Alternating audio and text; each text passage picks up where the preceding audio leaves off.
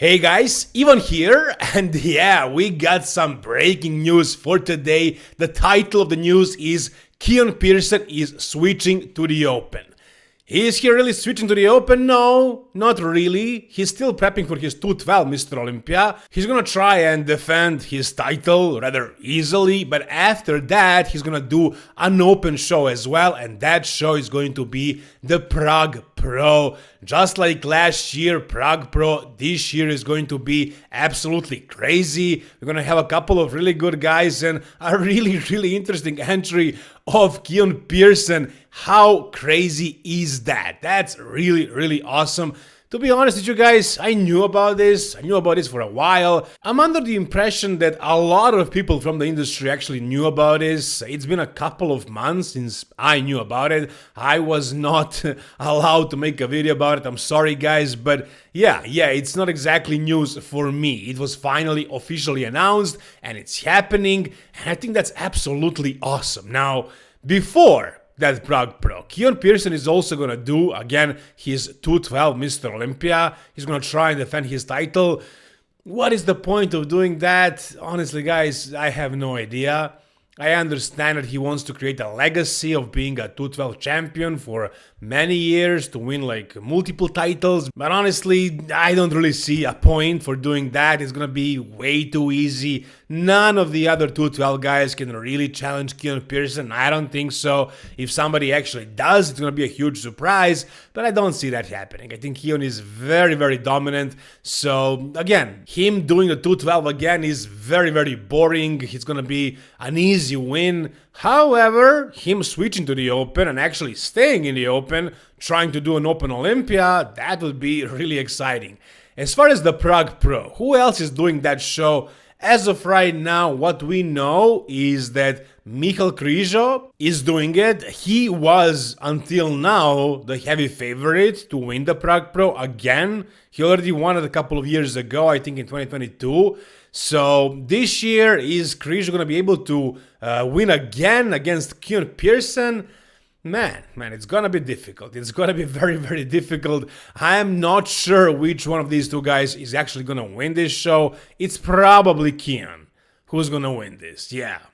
A lot of people think that Keone has like the best physique in the world right now, literally. I don't know if I can find it now, but recently I saw a video, an interview with Phil Heath, and he was asked, does he see anybody creating a legacy, winning multiple Mr. Olympia titles today, in today's crop? And he was like, no, not really. Like, he doesn't see Samson, Hari, Derek, or Nick dominating at a Mr. Olympia, but he says the guy who might actually do that is doing the wrong division, and I'm sure he was talking about Keone Pearson. I don't think he was talking about Mike Sommerfeld or, I don't know, Ryan Terry. He was definitely talking about Keone Pearson, and you guys probably know, like Dexter Jackson saying that Keone has the best physique in the world.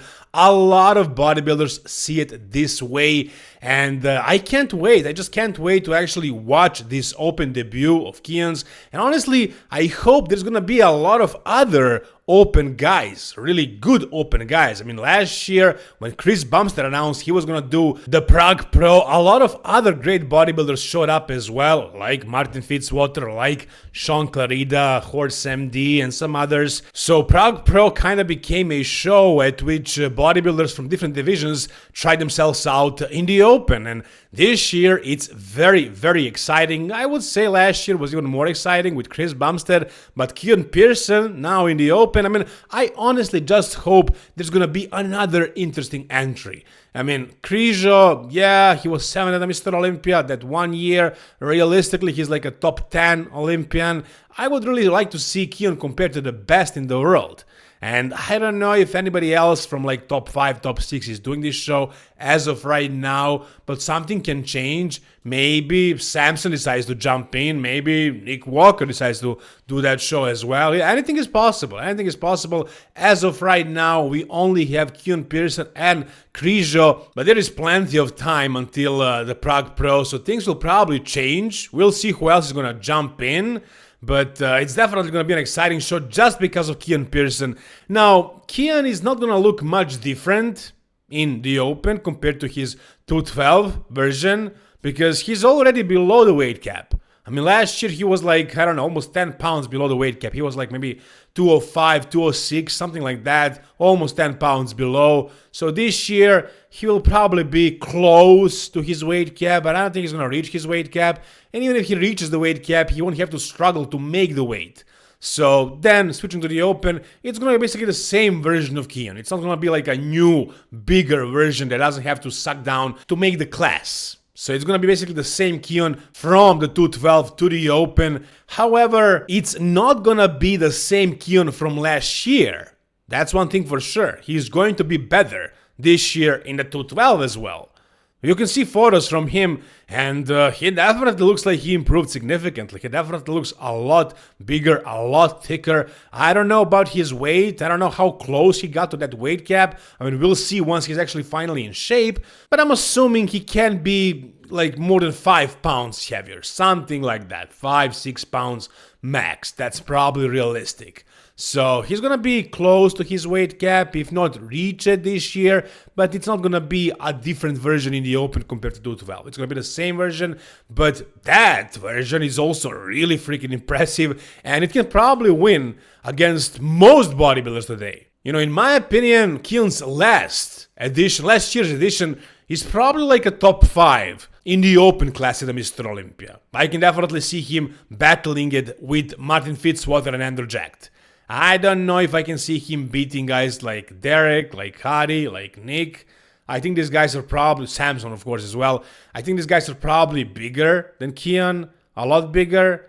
But are they really? I mean, there is that guest posing with Keone and Samson. And honestly, Keone, yeah, even though he did look shorter, he didn't look smaller necessarily.